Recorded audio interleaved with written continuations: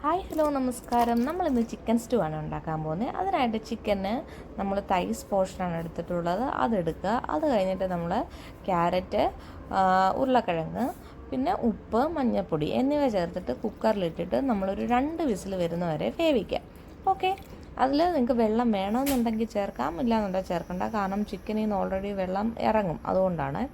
അപ്പോൾ നമ്മൾ അത് കുക്കറിലിട്ട് 2 വിസിൽ വരുന്നവരെ വേവിക്കാം. Okay, at the mean time നമുക്ക് എന്ത് ചെയ്യും, ഇതിനുള്ള മസാലക്കൂട്ട് റെഡിയാക്കാം. അതിനായിട്ട് നമ്മൾ നേരത്തെ ഇതെല്ലാം അരിഞ്ഞ് വെച്ചിട്ടുണ്ട്. എന്തൊക്കെയാണ്? ഉള്ളി, സവാള, പച്ചമുളക്, ഇഞ്ചി, വെളുത്തുള്ളി, ഇത്രയും അരിഞ്ഞ് വെച്ചിട്ടുണ്ട്. ഓക്കെ, അപ്പോൾ അതെന്ത് ചെയ്യുക, ഒന്ന് വഴറ്റിയെടുക്കാം. അതിനായിട്ട് എണ്ണ ഒഴിക്കുക, പിന്നെ ഒരു 2-3 കഷ്ണം ഗ്രാമ്പു ഇടുക.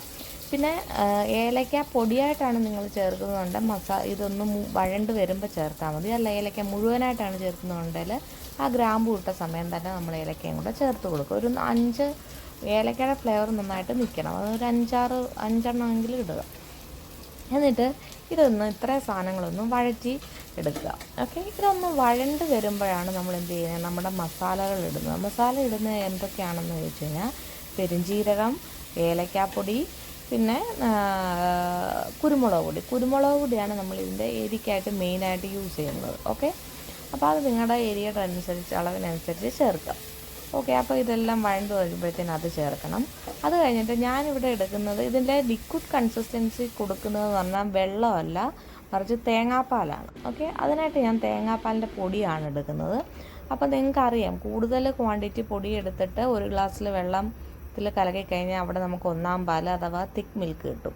2-ാം പാൽ തിൻ മിൽക്കാണ്. അതിൽ ഞാൻ ഒരു സ്പൂൺ പൊടി ഇട്ടിട്ടാണ്, 1 സ്പൂൺ പൊടി 1 ഗ്ലാസ് വെള്ളത്തിൽ കലക്കിയിട്ടാണ് 2-ാം പാൽ എടുക്കുന്നത്. അപ്പോൾ 2-ാം പാൽ ഒഴിച്ചിട്ട് നമ്മളിത് ആദ്യം നന്നായിട്ട് തിളപ്പിച്ച് കുറുകിയെടുക്കുക.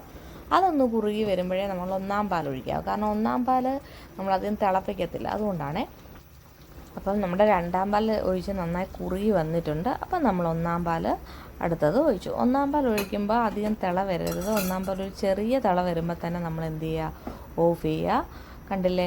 അപ്പം നമുക്ക് നല്ല ഒഴിച്ച് കയറി നല്ല കറക്റ്റ് കൺസിസ്റ്റൻസി, നിങ്ങളുടെ കൺസിസ്റ്റൻസി നിങ്ങൾ തന്നെ തീരുമാനിക്കാം. ഓക്കെ, അതൊരു തിള വരുമ്പോഴത്തേന് നമ്മൾ ഓഫ് ചെയ്യുന്നു. അങ്ങനെ നമ്മുടെ ചിക്കൻ സ്റ്റൂ ഇവിടെ റെഡി ആയിട്ടുണ്ട്.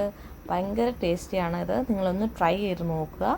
ഓക്കെ, എല്ലാവരും ട്രൈ ചെയ്തിട്ട് അഭിപ്രായം പറയുക. Just try it out. Okay, bye bye.